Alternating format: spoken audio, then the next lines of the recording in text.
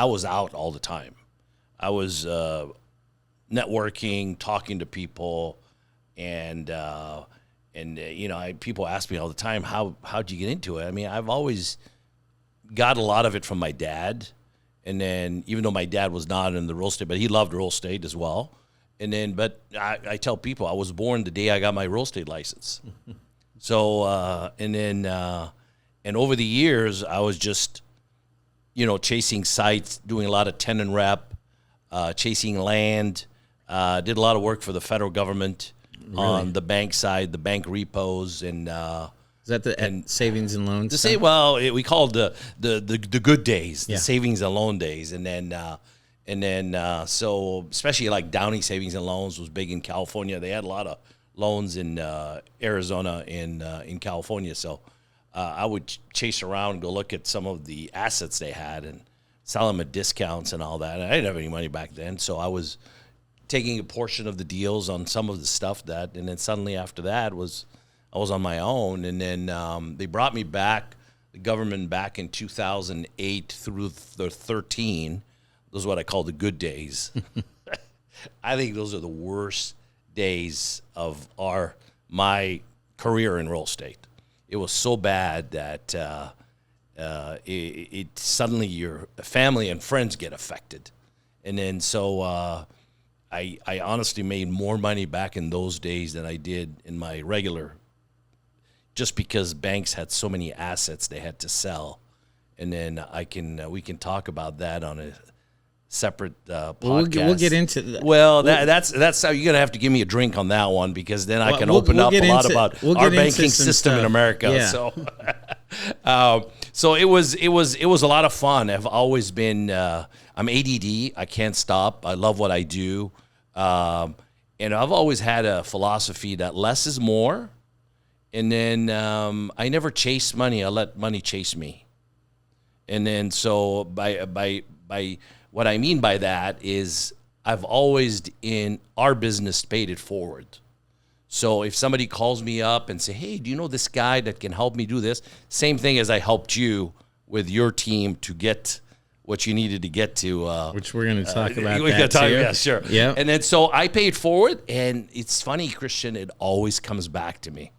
I've always had it comes back to me in some way. And then never advertised. My biggest advertising in real estate was signage. At one time, I was doing deals all over the state.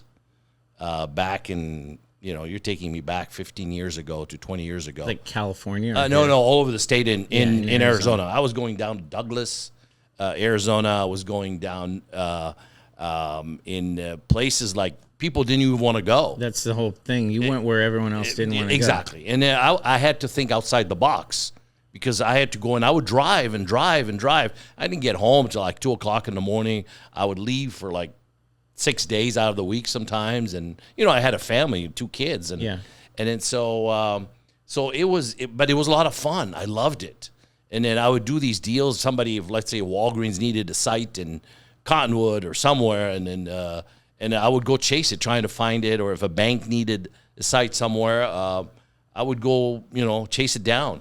And then so it was a lot of fun. And then I tell people it's the 80s that made me. And if I would do it all over again today, I would do it all over again. I never regret anything. Wouldn't trade it. I wouldn't trade it in. I had the best times. There's always ups and downs in life, but there's no life that's easy, to go on. And then so I would chase it all over again. I don't do it as much as I used to anymore, but I can't sit home and do nothing. So we, Jana and I rotate between here and summertime. We're in Newport Beach. We have a house there. And then sounds like a nice place. Yeah, we're on Lido Island, which is nice. Yeah. So, but the place that we really adore, we have a condo downtown, is Nashville, Tennessee. Oh yeah, I love Tennessee. It's that's a market. And it's funny because I grew up on heavy metal, so I'm a big heavy metal, hard rock. I'd never peg you for a metalhead. So I used to hang out at the Roxy and the Troubadour in LA. Oh my God. So but then Jana introduced me to country music, and I introduced her to hard, a little bit of metal, little metal. Some Pantera, so it was a great mix. And then she's always said that if there's somebody that knows how to make money, you know how to do it. And then and you're a people's person. Like, I love going out, meeting people and all that. And it's funny, that's how I met Nick. Yeah.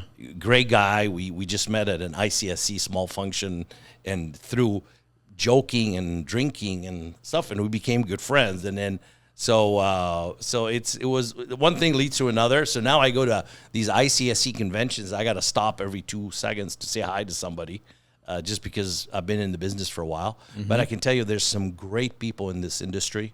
This episode is brought to you by our friends at Partner Engineering. When we're doing due diligence, whether it's Alta surveys, environmental reports, or anything in between, they're our go-to. Partner is your one-stop shop for top-tier service, and they help us move projects forward with confidence. If you want your deals to close smoothly, call Partner Engineering. Love them all. They've been around. We just had an unfortunate situation of a gentleman that's always been considered one of the kind of the godfathers in our industry. He just passed away a couple days ago, Mike Polachek from SRS. Oh, yeah. So he was a great guy. Got along great with him. We've done a few deals, but it's unfortunate, but that's how life is sometimes. So, other than that, like I said, I'm here to stay, and looking for stuff to do, and happy to go hunting anytime. You're a hunter. Hunting for deals. I'm a deal junkie. You're hunting the next big game. Big game. Yeah. I'm a deal junkie. You go tell me there's a deal somewhere out there, I will go look at it. I will chase it down. I have no problem doing it. I've always been low key. I don't like put it all out there, but that's how it comes back to me. It's just, I'm not sitting there talking about how I did this deal and this other deal and what I did and all that. It's just build it up over the years, and then that's why today I don't chase money, that chases me. So. Yeah, and so it's funny. So I'm putting some notes down here based on what you're sharing here. I think the biggest thing we can talk about as we dig deeper into your background and everything to help listeners and people that subscribe to the channel on YouTube, is how to get started in this and take cues from people that have been successful in the industry. They say success leaves clues. Yep. So I'm picking up on some of those clues so I can point them out to you. The first thing that really jumps out to me is, and we'll start with this, is we're literally working on signing a contract today that Elio helped us get in contact with the ownership group, because we know that they're in Kingman, Arizona. Yep. And I've done deals in Kingman. And so somebody said you need to connect with Elio Khalife because he is the king of Kingman. Well, I don't know about the king. And so I think that kind of goes back to what you're saying, like doing deals in small markets. You got to know everybody in these markets. No one wants to go to Kingman.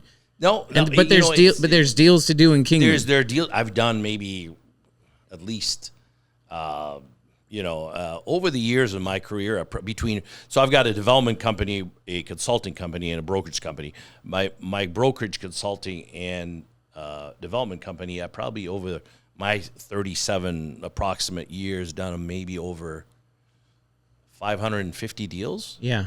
So it's I can do it blindly. Between brokerage and investing. Invest in development and all that. So it's I've tackled smaller towns by knowing the city managers. Mm-hmm. So you get to know the city manager. They tell you where stuff's happening. And all cities, believe me, it doesn't matter what cities tell you, they're always looking for growth. Yeah. So they'll tell you what they want, what they're missing, what growth they want. Equals sales tax. Sales tax, and that's what they want. Yeah. So I would go sit down with them and say, hey, what's the city looking for? Said, well, we did a study. A lot of cities do studies. Most people don't know. Yeah, they spend big bucks. Yeah, they spend about 50 grand on a study. Come in and they do these. Yeah. So I said, let me see your study. So I steal the study, and then I see what they have and what's needed, and then I chase those tenants, and they do a survey for the people that live in those cities. Most people don't know that. They tell you what they tell want. you what they really want. Yeah, and then you take that and you show it to the tenant, and you say, "Look, the city I'm like, did listen, this is not me. Look at this. It's a Nick's study. You're just reverse engineering it.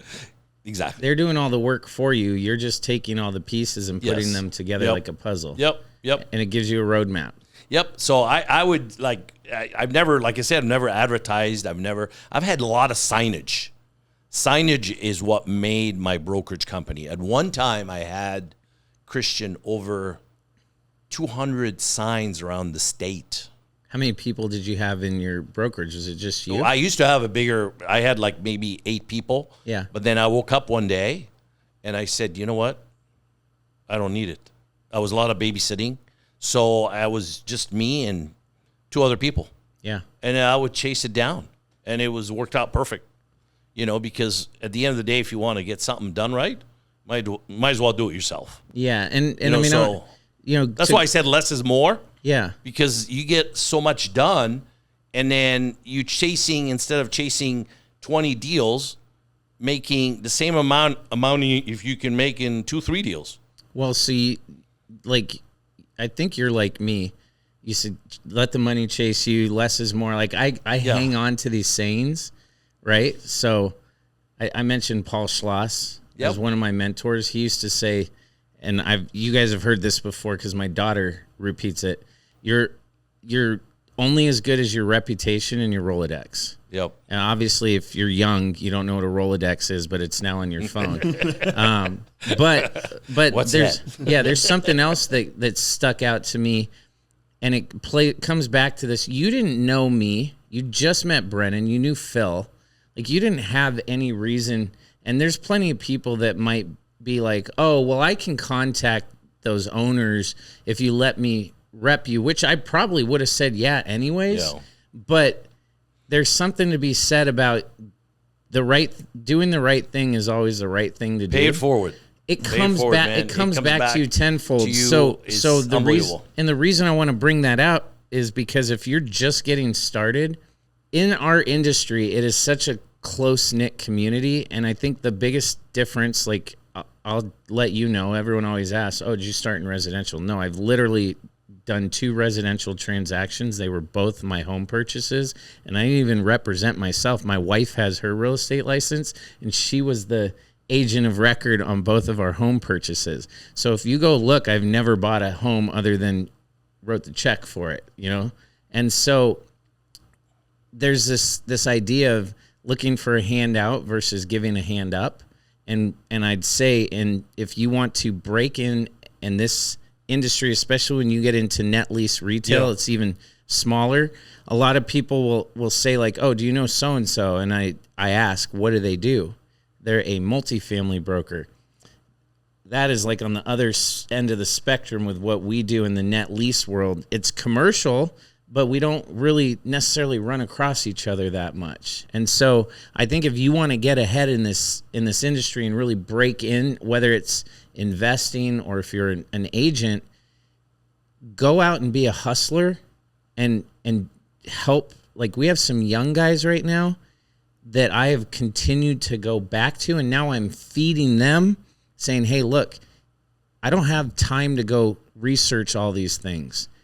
Here's what I want you to go find me the owner, reach out and see if they'll sell, and let them do all the legwork. I'm literally giving them the list and the properties that I want because they've done the work on the front end. They didn't look for anything.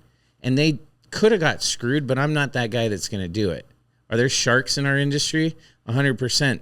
But what I always tell everybody, you want to go far, go together. You want to go fast, do it alone. Yeah. Like, you screw somebody one time in our industry, your reputation is screwed. Yeah, it is such a small industry that everybody knows everybody. I mean, the CRE network is so small that, I mean, especially like Arizona, we all know there's like 5 major big developers in the state. Yeah. A small brokerage companies. And what do we build? We build a good reputation as the small boutique developers and investors. Yeah. I feel bad for the younger guys because our industry is getting tighter and tighter. Mm-hmm.